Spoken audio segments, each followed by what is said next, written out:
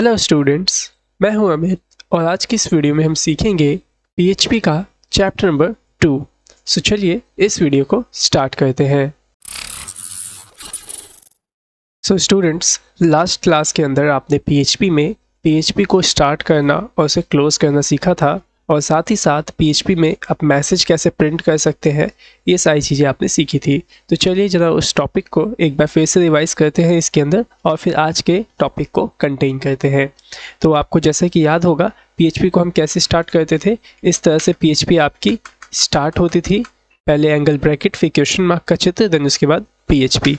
और क्लोज कैसे करते थे पीएचपी को, क्वेश्चन मार्क और फिर एंगल ब्रैकेट क्लोज। तो इस तरीके से पीएचपी का आपका सिंटेक्स होता था जो कि आपने लास्ट क्लास में सीखा था। अगर आपको इसके अंदर कोई मैसेज प्रिंट करना होता था तो आप कैसे करते थे, आप यहाँ पे एको कीवर्ड का यूज़ करते थे और इसके आगे आप स्ट्रिंग अगर राइट करना चाहें तो सिंपली आप डुअल कोट्स के अंदर कोई भी टेक्स्ट राइट कर सकते थे। जैसे कि मैं यहाँ राइट कर देता हूँ हेलो एसटीपी, ओके। और इसे यहाँ से आप टर्मिनेट करके अगर सेव करते थे तो क्या होता था, जो आपने यहाँ पे लिखा है ये ब्राउज़र में प्रिंट होता था। जैसे कि ये देखिए, मैं यहाँ पे राइट करता हूँ लोकल होस्ट और उसके बाद जो मैंने अभी अपनी फ़ाइल सेव कर रखी है जैम्प के अंदर, तो वो एक टेस्ट नाम के फोल्डर के अंदर index.php के नाम से है। जिसे कि मैं एंटर करूँगा तो ये फाइल आपकी यहाँ पे आ जाएगी। तो देखिए यहाँ पे प्रिंट हो गया हेलो एसटीपी, ओके। और क्या सीखा था आपने ये भी जाना था कि आप पीएचपी में वेरिएबल्स कैसे बना सकते हैं, फंक्शंस कैसे बना सकते हैं और लूप कैसे चला सकते हैं। वो सब तो आप आई थिंक सीख ही गए होंगे। चलिए अब इसमें कुछ नया करते हैं। सो स्टूडेंट्स, आप क्या कर सकते हैं, यहाँ पे जो आपका ये पीएचपी का कोड है, आप इस पीएचपी के कोड को अपने एचटीएमएल कोड के साथ बड़े ही आराम से इंटीग्रेट करके रख सकते हैं। मतलब आपका जो पीएचपी का कोड है वह एचटीएमएल के साथ एकदम कंपैटिबल है। आप चाहे तो एचटीएमएल कोड के साथ पीएचपी के कोड को आप एक साथ ही लिख सकते हैं, जैसे कि मैं आपको यहाँ पे दिखाता हूँ। जैसे कि मैंने देखिए यहाँ पे एचटीएमएल का डॉक्यूमेंट स्ट्रक्चर राइट किया, मैं यहाँ पे h1 को राइट करता हूँ और मैं चाहता हूँ इस h1 के अंदर पीएचपी को स्टार्ट करके इसमें कोई मैसेज प्रिंट करूँ h1 के अंदर। तो कैसे होगा, चलो देखिए, सिंपली आप इसी के अंदर पीएचपी को इस तरीके से स्टार्ट कर दीजिए और यहाँ पे ऐसे क्लोज कर लीजिए और इसके बाद आप यहाँ पे एको प्रिंट कर सकते हैं। जैसे कि मैंने यहाँ पे राइट किया एको और आप यहाँ जो लिखना चाहें वो आप यहाँ पे दे सकते हैं। जैसे मैं यहाँ लिख देता हूँ हेलो एसटीपी को, ओके। तो अब क्या होगा, जब मैं इसको रन करूँगा इस पूरे कोड को, तो देखिएगा ये आपका हेलो एसटीपी h1 के अंदर ही आएगा। तो देखिए यहाँ पे कैसा आया ये h1 के अंदर। तो यहाँ पे जो आपका PHP का कोड है वह HTML के साथ एकदम कंपैटिबल है। आप इस PHP के कोड को HTML शुरू होने से पहले भी लिख सकते हैं, HTML शुरू होने के बाद भी लिख सकते हैं, ठीक है। तो आई थिंक उम्मीद करता हूँ कि आपको ये बात समझ में आ गई होगी कि PHP के कोड को आप HTML में कहीं भी राइट कर सकते हैं और कहीं भी इसका आउटपुट ले सकते हैं। और एक बात और कि इसके अंदर देखिए ये जो कोडिंग हो रखी है HTML के शब्दों में है और हमने फाइल किसके अंदर सेव करी है, .php एक्सटेंशन के अंदर।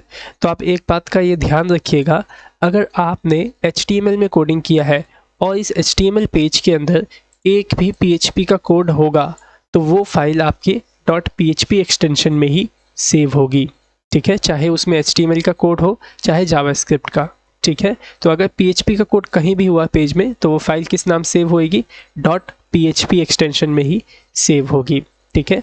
और एक बात और यहाँ पे देखिए, जैसे कि आप एको के अंदर इस तरीके से हेलो एसटीपी राइट करते हैं, आप चाहे तो इस एको के अंदर अपने HTML के जो टैग्स होते हैं उनको भी आप प्रोसेस करवा सकते हैं। जैसे कि मैं आपको दिखाता हूँ, यहाँ पे मैं राइट करता हूँ फिर से PHP और यहाँ PHP को क्लोज करता हूँ और इसके बाद यहाँ पे मैं एको में राइट कर देता हूँ h1 टैग से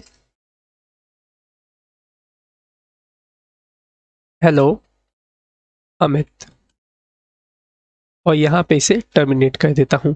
अब बताइए ये कैसे आएगा, क्या ये लिखा हुआ h1 के अंदर आएगा? हाँ, ये h1 में ही आपको लिखा हुआ मिलेगा, क्योंकि PHP जो होती है वह आपके इस टैग्स को प्रोसेस कर पाती है HTML के शब्दों में। ये देखिए मैं इसे रिलोड करता हूँ तो यहाँ पे देखिए जो हेलो अमित लिखा हुआ आया वो कैसा लिखा हुआ आया, h1 के शब्दों में, ठीक है। सो उम्मीद करता हूँ समझ में आ गया होगा। आप चाहें तो इस H1 के अंदर स्टाइल शीट का भी यूज़ कर सकते हैं, जैसे कि यहाँ पे मैं राइट कर देता हूँ स्टाइल, और इसके अंदर मैं इसका कलर चेंज करता हूँ। जैसे मैंने यहाँ पे कलर पास किया रेड। ओके, सेव करता हूँ और रन करता हूँ, तो देखिए यहाँ पे इसका जो कलर है वो भी रेड हो जाएगा। ठीक है, तो इसका मतलब ये है कि आप H1 का या फिर आप किसी भी HTML टैग को इस एको के अंदर लिखेंगे तो वह प्रोसेस हो जाएगा। इसी वजह से हम PHP को कहते हैं हाइपर टेक्स्ट प्री प्रोसेसर।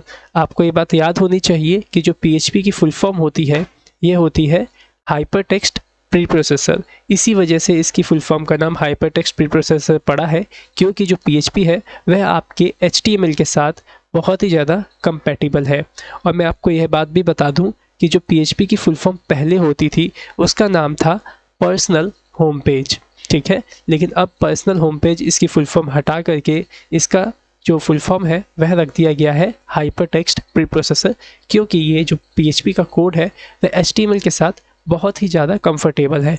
आप इस PHP के कोड को कहीं भी HTML के पेज में यूज़ कर सकते हैं, चाहे HTML बंद होने के बाद या फिर HTML बंद होने से पहले भी। ठीक है, सो उम्मीद करता हूँ कि ये बातें आपको समझ में आ गई होंगी। चलिए अब मैं आपको एक एक्सटर्नल PHP का पेज बना करके इसके अंदर लिंक करना सिखाता हूँ। तो देखिए ये टेस्ट फोल्डर है, इसी टेस्ट फोल्डर में मैं एक और न्यू फाइल बनाता हूँ और इसको सेव कर लेता हूँ welcome.php के नाम से। ओके, तो मैंने पेज यहाँ पे फाइल बना लिया welcome.php का।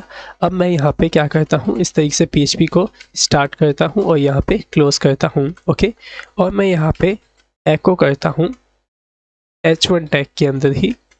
सो देखिए मैंने यहाँ पे राइट कर लिया H1 के अंदर वेलकम टू HTTP को। ठीक है, और यहाँ पे मैं इसे लास्ट में टर्मिनेट कर देता हूँ और इसे सेव कर लेता हूँ। ओके, अब मैं चाहता हूँ जो ये मैसेज है, ये जो आपने लिखा है welcome.php में, इसको मैं index.php में लिंक करके इसके माध्यम से प्रिंट करके दिखाऊं। तो ये देखिए कैसे होगा। सिंपली जो यहाँ पे लिखा था एको में उसे मैंने रिमूव कर दिया और आपको welcome.php को यहाँ पे लिंक करने के लिए आपको यहाँ पे इंक्लूड जो एक मेथड है उसका यूज़ करना होगा। ठीक है, और इस इंक्लूड के अंदर अपनी फाइल का नाम आपको राइट करना होगा, जैसे कि मैं यहाँ राइट कर देता हूँ welcome.php, वो भी डुअल कोट्स के अंदर। ओके, यहाँ पे स्पेलिंग गलत है, इसको सही कर लेते हैं welcome.php और इसे यहाँ पे आप टर्मिनेट कर देंगे। अब जरा देखिए, अगर ये welcome.php किसी फोल्डर में होता, जैसे कि डेमो नाम के फोल्डर में होता, तो आप यहाँ पे इस तरीके से डेमो फोल्डर को एक्सेस करते और फिर welcome.php लिखते। लेकिन welcome.php इंडेक्स के साथ में ही है, इस वजह से यहाँ पे मेरे को फोल्डर का एक्सेस देने के लिए ज़रूरत नहीं है। सिंपली आप लिख दीजिएगा welcome.php और ये फाइल जो है यहाँ पे लिंक हो जाएगी। अब आप इसे सेव करिए और index.php को रन करिए। देखिए यहाँ पे ये index.php वाली फाइल है, मैं इसको रन करता हूँ तो देखिए यहाँ पे क्या मैसेज आ गया, वेलकम टू HTTP। क्यों आया? क्योंकि देखिए ये welcome.php हमने इसके अंदर लिंक कर लिया है। अब एक चीज़ और देखिए, मैं यहाँ पे इसे एको नहीं करता हूँ, मैं यहाँ पे एक वेरिएबल बनाता हूँ। जैसे मैंने a नाम से वेरिएबल बनाया और इसमें स्टोर किया 4, और यहाँ एक और वेरिएबल बना लेता हूँ b के नाम से और इसमें स्टोर कर लेता हूँ 6। ठीक है, सेव कर लिया और index.php में आता हूँ तो देखिए मैंने welcome.php को लिंक तो यहाँ पे कर ही रखा है। तो यहाँ पे इसे लिंक करने का मतलब ये है कि आप welcome.php में जितने भी वेरिएबल्स बने हुए हैं, आप इन वेरिएबल को अपने index.php में यूज़ कर सकते हैं। जैसे कि देखिए मैं यहाँ पे एको करता हूँ $a प्लस $b। ठीक है, दोनों वेरिएबल को मैंने लिख लिया और इसे यहाँ पे मैंने index.php में एको कर लिया। अब आप इसे सेव करिए और इसे रन करके देखिए, तो देखिए यहाँ पे 10 आ गया आंसर। किसके माध्यम से आया 10? index.php के माध्यम से। सो स्टूडेंट्स, अभी जो है यहाँ पे देखिए हमने क्या किया है, यहाँ पे अपने welcome.php जो फाइल है इसको हमने index.php से लिंक किया है। किसके माध्यम से? इंक्लूड मेथड के माध्यम से। ठीक है, लेकिन लिंक करने का एक और मेथड है जिसका नाम क्या है, रिक्वायर। ठीक है, आप रिक्वायर मेथड के माध्यम से भी अपने welcome.php को सिंपली यहाँ पे लिंक कर सकते हैं, बट दोनों में एक छोटा सा फ़र्क है। चलिए जरा उसको सबसे पहले समझ लीजिए। मैं क्या करता हूँ, अभी रिक्वायर को यहाँ से रिमूव कर लेता हूँ और यहाँ पे जैसे मैंने एको तो यूज़ करा ही है, ठीक है, जिसके माध्यम से 10 आंसर आ रहा था। मैं क्या करता हूँ, यहाँ एक और एको यूज़ करता हूँ और यहाँ पे H1 से राइट कर देता हूँ वेलकम। सो देखिए मैंने यहाँ पे इस एको के अंदर H1 से राइट कर दिया वेलकम और इसे टर्मिनेट कर दिया। अभी जो देखिए मैं इसे सेव करता हूँ और इसे रन करता हूँ तो देखिएगा क्या आपको रिजल्ट मिलता है। तो यहाँ देखिए हमें ये प्लस वाला एडिशन वाला भी रिजल्ट मिल गया जो कि welcome.php से आ रहा है, और ये दूसरा भी रिजल्ट आपको मिल गया जो हमने H1 से लिखा था वेलकम, ठीक है।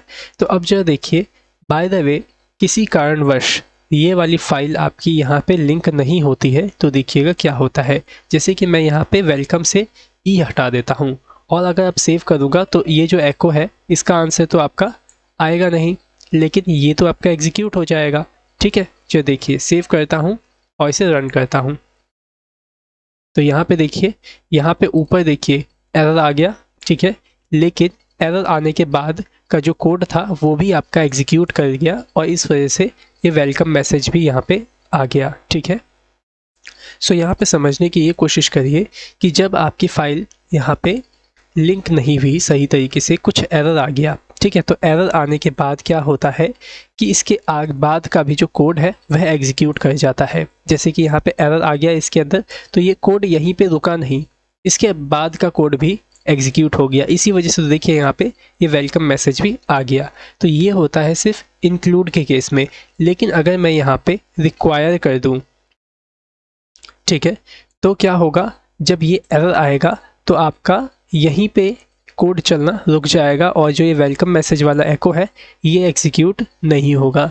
देखिए मैंने सेव किया और इसे रीलोड करता हूँ तो देखिए यहाँ पे क्या हुआ, जैसे ही एरर आया ये यहीं पे रुक गया, ठीक है। और देखिए इसने एरर भी बता दिया, लाइन नंबर 3 में आपका एरर है और उसके बाद का जो कोड था वह एग्जीक्यूट नहीं हुआ रिक्वायर के केस में। लेकिन अगर हमने इंक्लूड से इसको किया होता लिंक तो क्या होता, आपका एरर आने के बाद भी यह कोड एग्जीक्यूट कर जाता, ठीक है। लेकिन रिक्वायर में क्या होता है, जैसे ही एरर आता है कोड एग्जीक्यूट होना वहीं पे रुक जाता है और उसके बाद का जो कोड होता है वह एग्जीक्यूट नहीं होता है, ठीक है। तो उम्मीद करता हूँ कि ये बात आपको समझ में आ गई होगी। अगर मैं यहाँ पे वेलकम की स्पेलिंग ठीक कर देता हूँ तो कोई एरर नहीं आएगा और जितना भी सारा कोड है सब आपका एग्जीक्यूट होगा। जरा देखिए मैं अब रिलोड करता हूँ इसको तो देखिए यहाँ पे आपका 10 आंसर भी आ गया और ये वाला कोड भी एग्जीक्यूट हो गया। तो उम्मीद करता हूँ कि आपको रिक्वायर और इंक्लूड में जो डिफरेंस है वो समझ में आ गया होगा। अगर नहीं समझ में आया तो फिर से एक बार सुन लीजिए शॉर्ट तरीके से। इंक्लूड से अगर आप कोई फाइल लिंक करते हैं और जब कोई एरर आता है तो वह एरर को एग्जीक्यूट करने के बाद की जो फाइलें होती हैं उनको भी एग्जीक्यूट कर देता है।